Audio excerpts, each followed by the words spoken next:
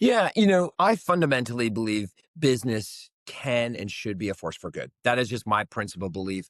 It's the belief that the founders had at the outset. So, in order to drive positive impact, you have to have a strong business. So, I fundamentally believe at the end of the day, you have to have a strong business. So, a couple things that, like you have to believe to really make this work. One is I think over the long term, I do believe this type of business is what consumers are looking for.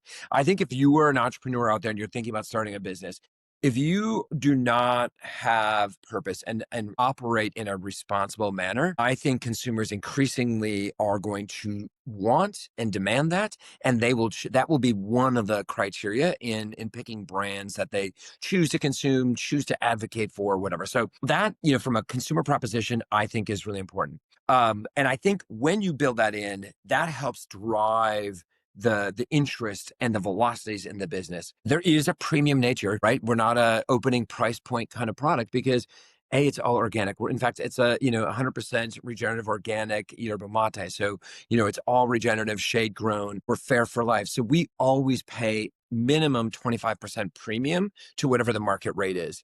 But we also work with external parties to do assessments on like what is a livable wage. And in some cases, that 25% premium is still underneath the livable wage, in which case then we will pay whatever we need to what we determine as with this outside partner, a livable wage. So what that means in some markets where we're sourcing, we're paying twice the market rate because that is a livable wage. And so operating responsibly there. So as far as running a company, what I always say to folks who are in this type of business and they're maybe in the earlier years and trying to figure it out is like when you're making a decision, you don't think of like, okay, does this work from a sales? Does this work from a profit? And is this, work from an impact standpoint? What I like to believe is like you'll never do anything that runs counter to either impact and your purpose and the integrity that you set for your business. And you're certainly not going to do anything that's going to destroy investor value. You're not going to do anything that's not going to, help you from a sales standpoint. But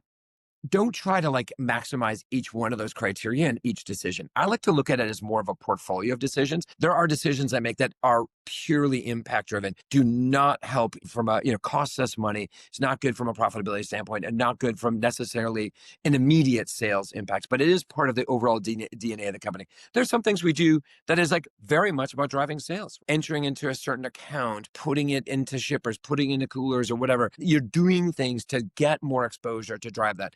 And you have to constantly step back and assess how much progress are we making in sales? How much progress are we making in the sustainable margins and profitability of the company? How much progress are we making in our impact goals?